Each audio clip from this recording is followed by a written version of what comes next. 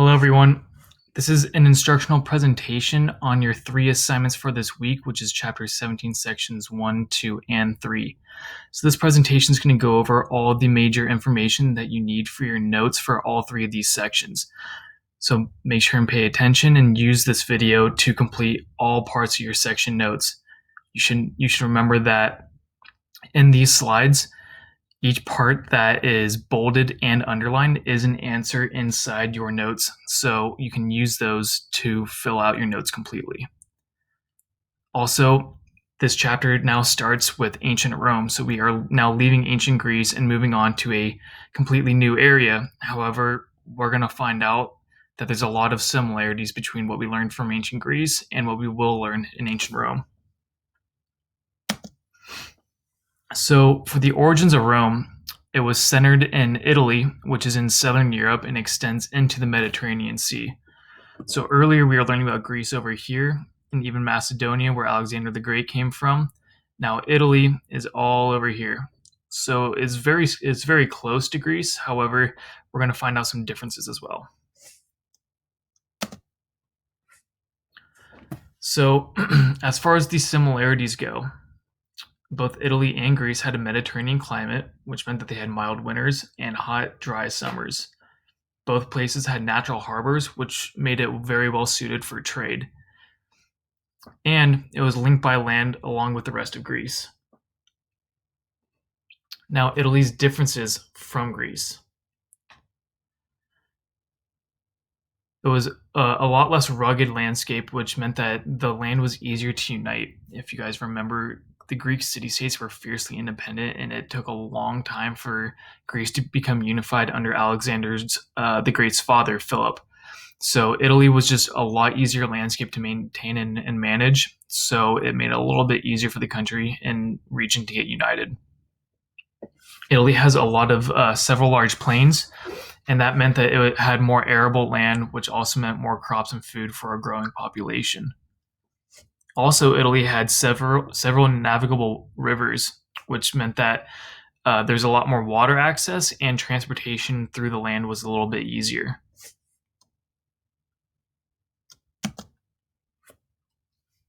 Now, the origin of Rome.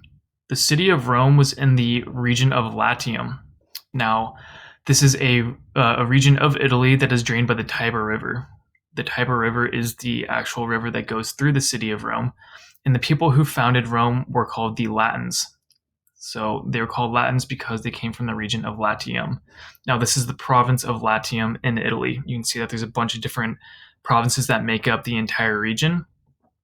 But because we're looking at the origins right now, it's this particular area in red that we are talking about.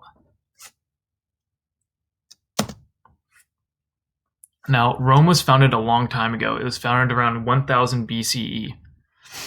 And its location was centered on a place called Palatine Hill, which is one of the seven hills on the east bank of the Tiber River. So the Tiber River goes all the way through here. And then you have the 7 main hills within ancient Rome's borders and walls. And the one that we're really focusing on is Palatine Hill. This was the center of ancient Rome.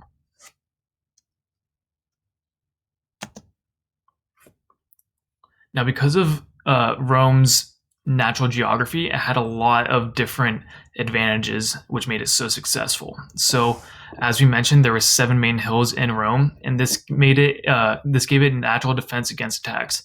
Because they had higher ground, they were able to see attacks coming, and when the city was invaded, they were able to fight off their attackers a little bit easier.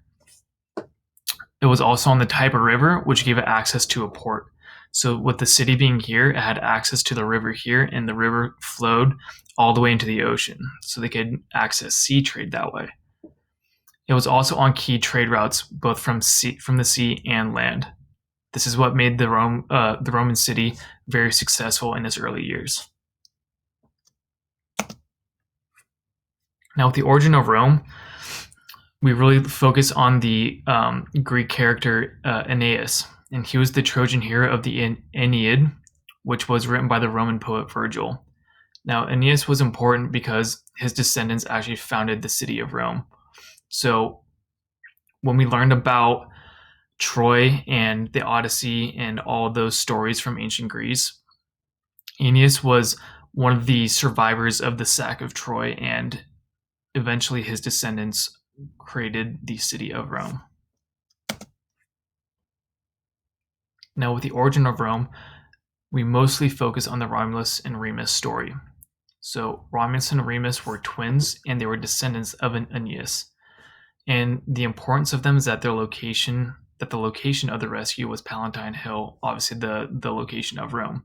And Romulus became the first king of Rome. Now, the story goes that an ancient king was fearful of these twins that were born because it was rumored that they were sons of the god Mars, who is the god of war. So he had someone put these babies in a river and had them flow down river to try and get rid of them. However, a wolf found the two babies and raised them as her own.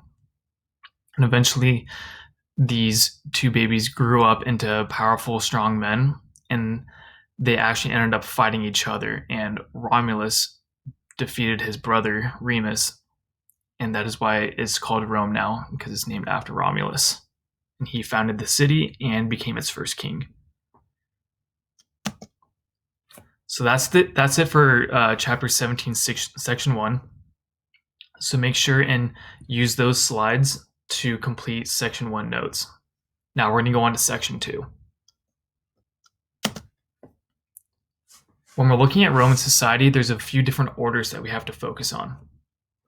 So the first order in Roman society are the patricians. So these are the members of this order are the upper class. These are the upper class citizens. They tend to be more wealthy and have a little more power. They led Rome's political, social, and economic life. Their only limits on their actions is that they could not defend Rome without the plebeian soldiers. Now, you might be asking, who are plebeian soldiers? Plebeians are the next group in the social structure of Roman society. So plebeians were the common people. They made up about 90% of the population. Now, their role in Roman society was that they are mostly farmers, artisans, and general workers. The limits on their actions initially is that they could not marry into the patrician families, hold political office, or be priests. So in this image, you can see that the patricians here tended to be a little bit better dressed. They had more wealth and money. The plebeians, you can see here, they're not dressed as well. They don't have as much luxury items. They're just the common people. And it's not mentioned in your notes, but the bottom of the social structure in Roman society were the slaves. They had no rights. They're usually captured in battle and wars and forced into slavery.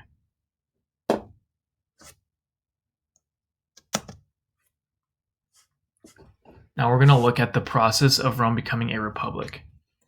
So in 600 BCE, the Etruscans, which were the tribe to the north, they entered Latium and took control of Rome. They introduced their writing system, their gods, sorry, there's a typo there, so their gods, religious ceremonies, military organization, and city improvements. So they really set the foundation for what Rome was going to become in a few hundred years.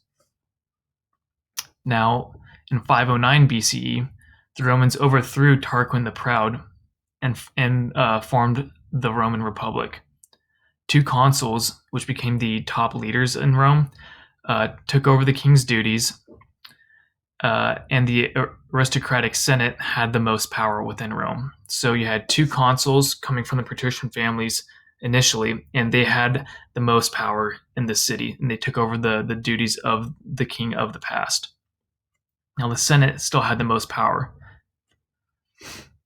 In 494 BCE, plebeian soldiers grew upset with their low status and practices like debt bondage, and the plebeian soldiers went on strike. Now, debt bondage is going to be one of your vocab terms for this section, and that is essentially is the process of forcing someone into slavery because they couldn't pay back their debts. So if you owed someone a bunch of money and you couldn't pay it back, you become a slave to them. And then in 471 BCE, the tribal assembly of commoners is created. The top officials of this assembly were called the tribunes, and they could block laws that they saw as unfair to the common people. So the tribal assembly is a group of commoners that had a say in government. And then their top leaders were the tribunes who spoke on their behalf and could block the laws that didn't benefit the common people. Now, from 471 to 450 BCE, the plebeians wanted more reforms so that they could have a better quality of life and more power within Roman society. And in 450 BCE, Rome created its first written code of laws called the 12 Tables. It lists the rights and duties of all Romans. So the laws outlined by the 12 Tables generally deal with family, crime, property, and punishment. So that is it for chapter 17, section 2. Please use those slides again to complete the section notes. Please remember that all the information that is bolded and underlined in these slides are answers for your section notes. So make sure and use that information to complete them.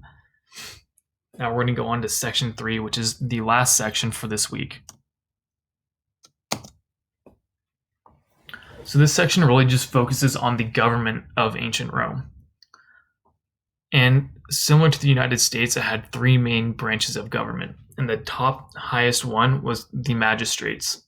So the branch of government, the magistrates, which had a tradition of monarchy. Now you guys should remember that monarchy is ruled by a single person. This is because in a time of war, a dictator could be elected and serve for a maximum of 6 months. It was organized by the main officials of the Roman Republic, and the top 2 magistrates became the consuls, who were elected for actually up to 1-year terms. So these consuls were the top leaders in Rome. However, they could elect a dictator to serve in time of war when the consuls went away on war. Now, the powers of this branch include veto power, which means to block any laws that they don't see fit. The consuls led the government and the army. They appointed a dictator to serve in their place when they went to war. And the lower officials managed specific areas of government. Now, I want you to remember that for them, choosing a dictator was a risky move for them because they had already fought to get rid of a king, which was Tarquinius the Proud. So they wanted to make sure and put a lot of restrictions on a dictator, which is why they could only serve for a maximum of 6 months. Now, the next branch of government is the Senate. This branch has a tradition of oligarchy within it. And if you guys remember from learning about ancient Sparta, oligarchy is ruled by a few different people, not just one person like with a monarchy. So within the Senate, at first, it was organized by having 300 lifetime members that came from the oldest and richest patrician families in Rome. That's what an oligarchy is that it's the rule by a few. In this case, it's 300 people. However, a few years later, the wealthy plebeians were able to enter the Roman Senate. Now, the powers of this branch included the ability to advise the consuls, they controlled state finances, and they were able to pass laws. So just keep in mind, initially only patricians were allowed to be a part of the Senate, but eventually plebeians were allowed to enter only if they had enough money. Now the next branch of government is the assemblies, and this is where the democratic ideas come within Roman politics and government. So within the assemblies, democracy was represented. It was organized into 2 main groups. You had the centuriate assembly and the tribal assembly. The centuriate assembly was made up of patricians, and the tribal assembly was made up of plebeians. Now, the powers of this branch were to elect the tribunes, who had the power over other branches of government. Now, the tribunes, if you guys remember from the last section, tribunes had the power to veto. So this picture kind of breaks it down for you. At the bottom, you have the citizen assemblies. Now, the ones in pink, those were plebeians, the common people. And in purple, or dark blue, were the patricians.